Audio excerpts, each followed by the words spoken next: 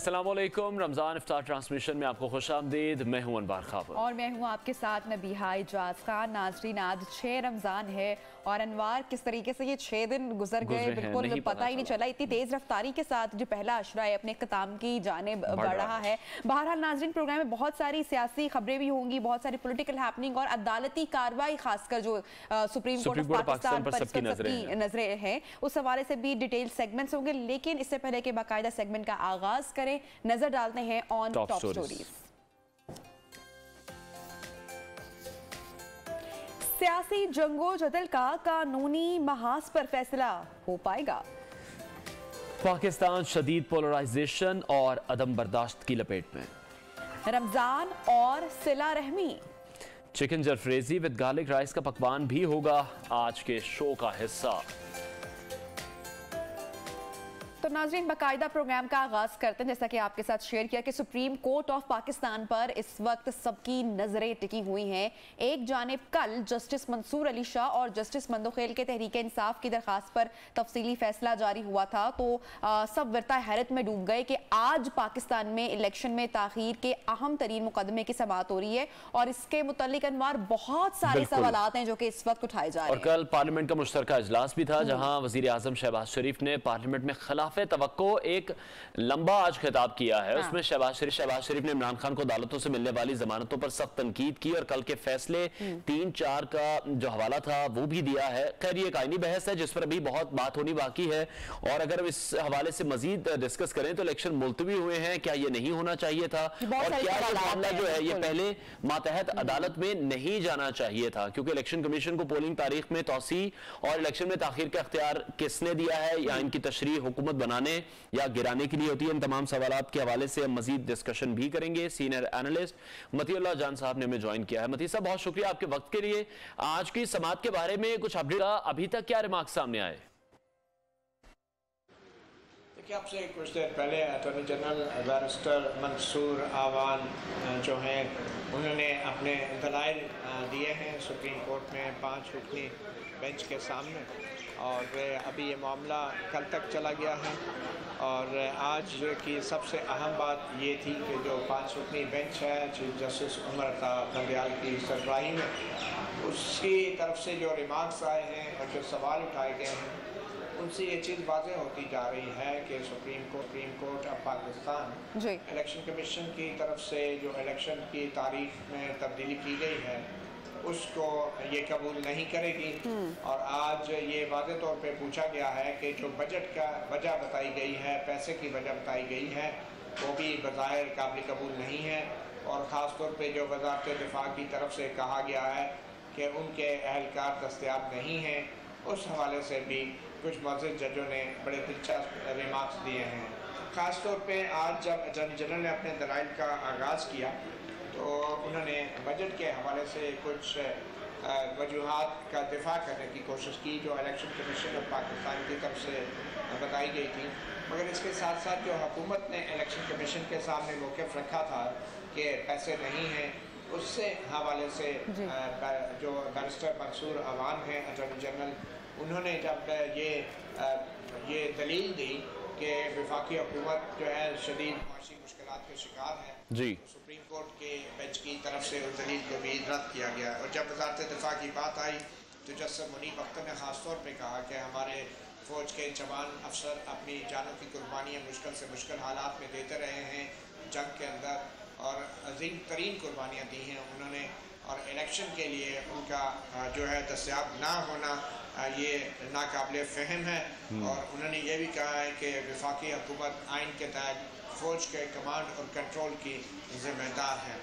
Attorney general ने कहा कि शायद इलेक्शन कमीशन ये कहना चाह रहा था कि फ़ौज के जो एहलकार हैं वो पहले सूबाई असम्बलियों के इलेक्शन और उसके बाद फिर अक्टूबर में जो इलेक्शन होने हैं उसके लिए अलग से जो है ड्यूटीज़ देने के लिए दस्तयाब नहीं है, जिस पे जस्टिस मुनीब अख्तर ने कहा कि आप ये कैसे कह सकते हैं कि कौमी असम्बली जो है वो 8 अक्टूबर से पहले नहीं तोड़ी जा सकती और ये इलेक्शन नहीं हो सकते, तो आप ये तसव्वुर नहीं कर सकते जी मतीउल्लाह जान साहब, अगर आप तक आवाज पहुंच रही है तो बताइएगा। मती साहब से दोबारा भी गुफ्तगू करते हैं। हम डिटेल्स शेयर कर रहे थे, अदालती रिमार्क्स हमारे साथ शेयर कर रहे थे। जी मती साहब कंटिन्यू कीजिएगा गुफ्तगू को। तो मैं ये कहना चाहता कि चीफ जस्टिस उमरता बंदयाल ने भी वज़ारत दिफा के जो मौक़िफ़ है जो इलेक्शन कमीशन के ऑर्डर में भी जिसकी अक्कासी की गई है उस हवाले से रिमार्क्स दिए हैं। और चीफ जस्टिस उमरता बंदयाल का ये कहना था कि ये दुरुस्त है, जब फौज के एहलकार इलेक्शन ड्यूटी में तैनात किए जाते हैं तो उनको अपनी ड्यूटीज से अपनी जगहों को छोड़ना पड़ता है। मगर इसके बावजूद माजी में भी दहशतगर्दी होती रही है इस मुल्क में, और माजी में इस तमाम दहशतगर्दी की लहर के बावजूद इलेक्शंस भी होते रहे हैं। फिर चीफ जस्टिस ने साबिक़ वज़ीर आज़म बेनज़ीर भुट्टो की शहादत का भी हवाला दिया और कहा कि कौम का बहुत बड़ा नुकसान है, मगर वो वाक़या होने के बाद भी इस मुल्क में इलेक्शंस हुए हैं। तो हमें कोई ऐसा थ्रेशहोल्ड हमारा होना चाहिए, कोई ऐसा एक लेवल मुकर्रर होना चाहिए कि अगर कोई ऐसा वाक़या होता है तो हम इलेक्शन नहीं कराएंगे, मगर बज़ाहिर ऐसे किसी थ्रेशहोल्ड का या इस तरह का कोई मायार अभी तक उसका तयन नहीं किया गया है। अच्छा मती साहब, चूंकि बड़ी अहम समात इस वक्त जारी है, उसकी डिटेल्स भी आप हमारे साथ शेयर कर रहे हैं। इसके अलावा हमने देखा कि शहबाज शरीफ साहब का भी जो पार्लियामेंट में खिताब हुआ, जो उन्होंने डिबेट की, हमने देखा कि एक तवील खिताब उन्होंने किया। इमरान खान को अदालतों से मिलने हवाले से जो जमानतें हैं उस पर उन्होंने सख्त तनकीद की और कल के फैसले को 3-4 का फैसला करार दिया। क्या कमेंट करेंगे आप? देखिए, लग ये रहा है कि सुप्रीम कोर्ट ने अगर हुकूमत के और इलेक्शन कमीशन के खिलाफ फैसला दे भी दिया जी, तो वफाकी हुकूमत इस सब के बावजूद भी कोई ना कोई आइनी या कानूनी रास्ते अपनाएगी कि फौरी तौर पे इस फैसले पे अमल दरामद ना हो सके, क्योंकि जो 30 अप्रैल की इलेक्शन की तारीख है वह अब ऐन उस तारीख पे अब इन हालात में इलेक्शन कराना तो शायद मुमकिन नहीं होगा। अब उस तारीख में भी कुछ ना कुछ तब्दीली ज़रूर करनी पड़ेगी और ये मामला अल्टीमेटली दोबारा इलेक्शन कमीशन के पास ही जाएगा। और अब देखना ये है कि इलेक्शन कमीशन क्या मौक़िफ़ अपनाता है। और चीफ जस्टिस उमरता बंदयाल ने यह वाज़ेह किया है कि इलेक्शन कमीशन ने जो भी वजूहात बताई हैं इलेक्शन में ताख़ीर की, तो उसके लिए ठोस शवाहिद भी उनको देने पड़ेंगे। इलेक्शन कमीशन के जो नए वकील मुकर्रर हुए हैं एडवोकेट हामिद शाह, उनकी तरफ से कहा गया कि वो कल कुछ ऐसी दस्तावेज़ात भी सुप्रीम कोर्ट के सामने रखेंगे कि जिन दस्तावेज़ात की बुनियाद पर इलेक्शन कमीशन ने जो है वो अहम फैसले किए थे। मगर आज की खास बात है आपको बताते चलूँ कि जो आखिर में जस्टिस मुनीब अख्तर हैं, उन्होंने एक सवाल ज़रूर किया है कि जो वफाक का जो ख़जाना है, जो फेडरल कंसोलिडेटेड फ़ंड है जहाँ से इलेक्शन के अखराजात जाते हैं, उन्होंने ये पूछा है कि कल बताया जाए कि वो फेडरल कंसोलिडेटेड फ़ंड किसके कंट्रोल में होता है। यानी लग ये रहा है कि सुप्रीम कोर्ट कोई ऐसा हुक्म भी दे सकती है कि हुकूमत जो है फौरी तौर पे जो 20 अरब रुपए की दरकार रकम है इलेक्शन कमीशन को इलेक्शन के लिए वो जारी करे। तो ये अभी उन्होंने सवाल पूछा है, मगर जाते जाते जस्टिस जमाल खान मंतोखेल ने भी अपने कल के फैसले का हवाला देते हुए ये कहा है कि अगर वो 4 जजों का जो फैसला आया है कि इलेक्शन 90 दिन में कराने के हवाले से तहरीक इंसाफ की जो पुरानी दरख्वास्तें हैं खारिज की जाती हैं, अगर वो फैसला मैदान में अगर रहता है तो फिर जो 30 अप्रैल की तारीख पहले दी गई थी उस तारीख की आईनी और कानूनी हैसियत ही क्या है। तो लगता है कि जो 4 जजों का फैसला है वो उस हवाले से अभी भी जस्टिस जमाल मंतोखेल जो हैं वो उस पर अभी भी खड़े हैं और इस बात की तवक्को की जा रही है कि जो दूसरे 2 जजेस हैं जस्टिस अतर मिनल्ला और जस्टिस याया अफरीदी, उनकी तरफ से भी आज या कल में कुछ तफसीली वजूहात सामने आ सकती हैं उस फैसले की कि जिसमें तहरीक इंसाफ की जो आइनी दरख्वास्तें वो रद्द कर दी गई थी। तो मगर चीफ जस्टिस उमरता बंदयाल ये भरपूर अंदाज से साबित करने की कोशिश कर रहे हैं कि वो फैसला 3-2 का था या 4-3 का, अब वो मामला ख़त्म हो चुका है, गैर मुतल्लका हो चुका है। अब नया सवाल ये है कि क्या इलेक्शन कमीशन जो है वो अपनी आइनी अख्तियार इस्तेमाल करते हुए तारीख को इतना आगे ले जा सकता है जितना अब वो 8 अक्टूबर तक लेके चला गया है। ठीक है मती साहब, कल जो मौजूद जज साहिबान की जानिब से फैसला सामने आया, शहबाज शरीफ साहब ने आज भी उस पर कमेंट किया और उसी हवाले से वो ये बात कर रहे हैं कि अब जो कानून साजी है वो करने की जरूरत है। आज जो कल फैसला सामने आया उसकी गूंज सुनाई दी सुप्रीम कोर्ट में। जी जी बिल्कुल, अटॉर्नी जनरल ने भी उसको दोहराया, मगर चीफ जस्टिस ने उनको ज़्यादा सुना नहीं और उनको फिर दूसरी तरफ ले गए।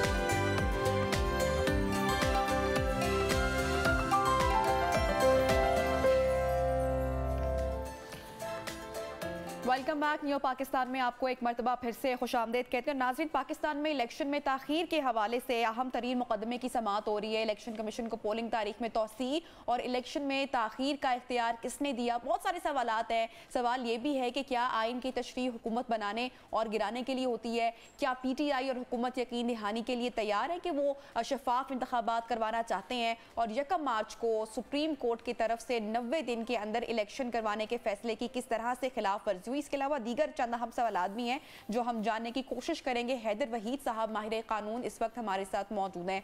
बहुत शुक्रिया सर, आपने टाइम निकाला प्रोग्राम के लिए। जानना मैं ये चाह रही हूँ कि आपके नज़दीक आईने पाकिस्तान के अंदर ये शिक मौजूद है कि इलेक्शन कमीशन इंतखाबात की तारीख को आगे बढ़ा सकता है या फिर नहीं? देखिए, बहस इसी चीज सबसे पहले तो कि ये जो तारीख थी और ऑलरेडी जो अनाउंस की थी प्रेसिडेंट साहब, तो क्या इसको इसमें रद्दोबदल ECP कर सकता है या नहीं, और अगर कर सकता है तो क्या ये रद्दोबदल विदिन 90 डेज, यानी कि जो तारीख दी गई है उसको उसमें रद्दोबदल विदिन 90 डेज ही कर सकता है, क्या हो सकता है क्या उससे 90 डेज के आगे भी ले जा सकता है?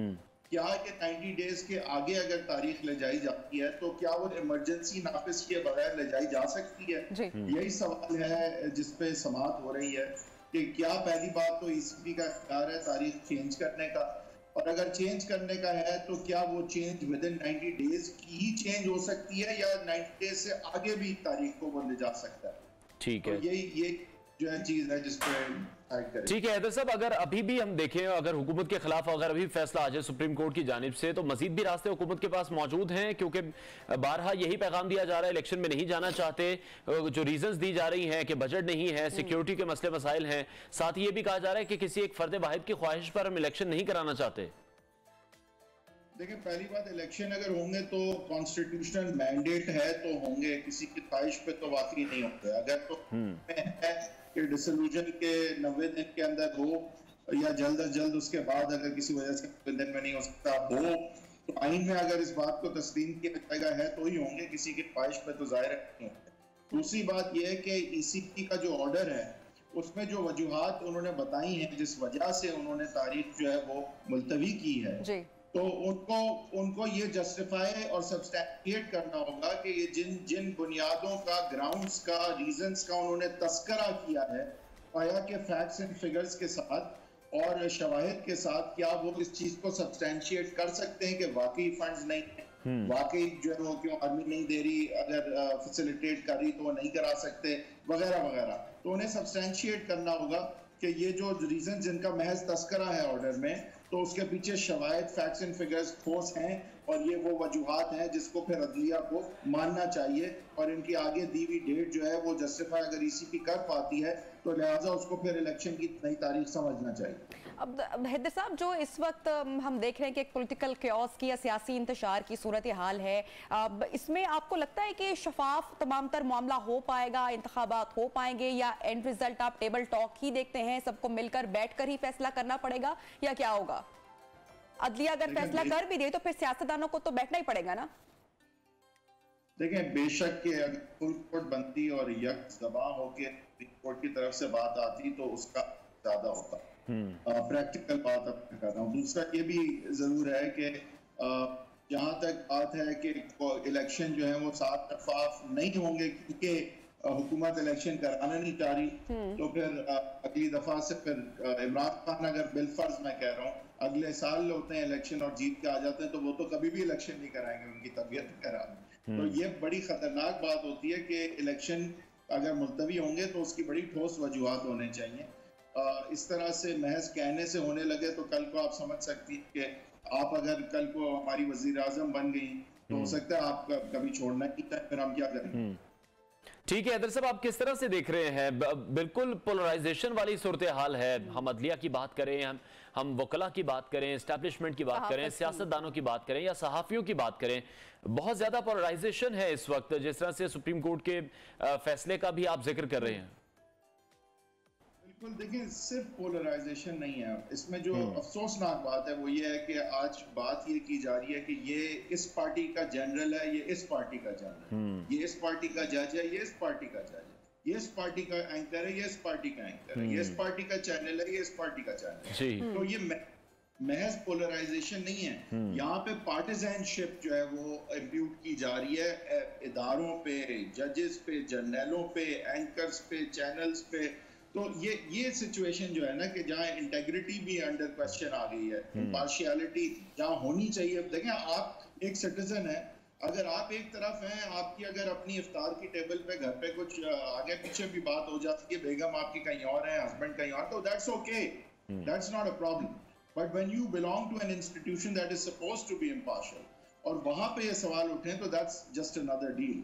तो मेरे ख्याल से ये बहुत तशवीशनाक बात है। और इसको एक्सट्रैपुलेट अगर करें, जो असल मसला है वो ये नहीं है कि इख्तिलाफ राय है, मसला ये है कि इख्तिलाफ राय इस हद तक है कि दुश्मनी में तब्दील हो गया है, और जहाँ दुश्मनी हो जाती है वहां पे जमहूरियत मरती है। दुश्मनी अपने पॉलिटिकल एडवर्सरी से करने का मतलब है कि तख्त या तख्ता है, पीएम हाउस है या एग्जाइल है या जेल है।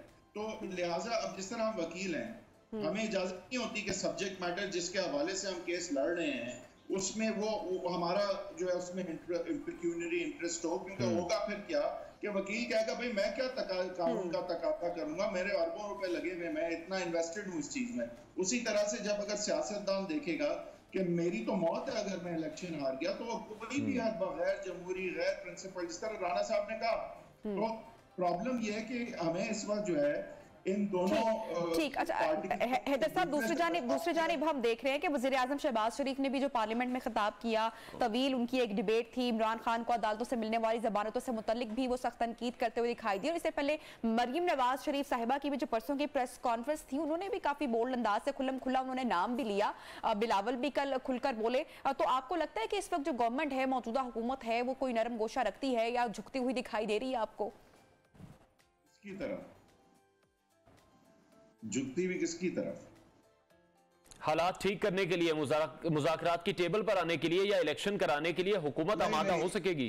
देखें, बिल्कुल भी नहीं। मेरा नहीं ख्याल कि कोई भी इस वक्त जो है वो जेन्युइनली तैयार है, और हम बहुत ही खतरनाक नहज पे खड़े हैं जहाँ पे एक दूसरे का दुश्मन समझा जा रहा है। कबर एक है, लोग दो हैं, और इस तरह की सोच जो है उसमें फिर तकाजे नहीं होते ना आइन के, ना जमहूरियत के, ना उसूलों के, जहाँ सर्वाइवल की बात हो। ये गेम ऑफ थ्रोन्स है ये। और यहाँ पे अगर कहीं ना कहीं देखें, इसमें एस्टैब्लिशमेंट का भी एक बड़ा हाथ था।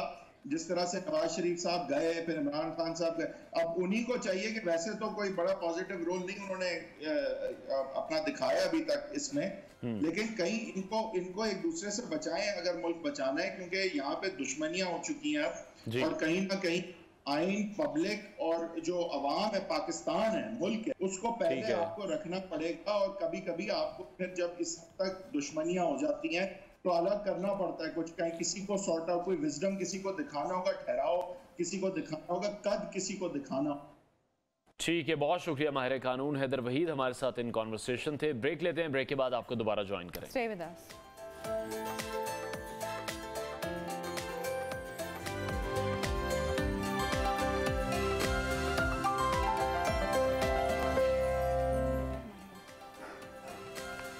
वेलकम बैक जी। आज बड़ा ही इंपॉर्टेंट दिन है सैयारों की कुछ चालों को लेकर, तो उसके हवाले से आपको बताते हैं कि जो हमारे दाएं बाएं ऊपर नीचे कायनात के राज बिखरे हुए हैं, और जो माहिरीन फल्कियात हैं वो इन कायनात की वसतों में झांकने की कोशिशों में मसरूफ़ रहते हैं, इन राजों को जानने की कोशिश करते रहते हैं, और हमारे सामने जो नित नई डिटेल्स हैं वो आती रहती हैं क्योंकि ज़माना भी बदल चुका है, जिस तरह से साइंस तरक्की कर चुकी है। तो अब हमारे निज़ाम शमसी के जो सैयारे हैं उनके एक साथ नज़र आने के बारे में बताया जा रहा है। तो क्या जो आप आसमान पर 5 शमसी सैयारे हैं, खूबसूरत अनवार मंजर आई थिंक होने वाला है, और शायद सालों में ही कभी ऐसा होता होगा।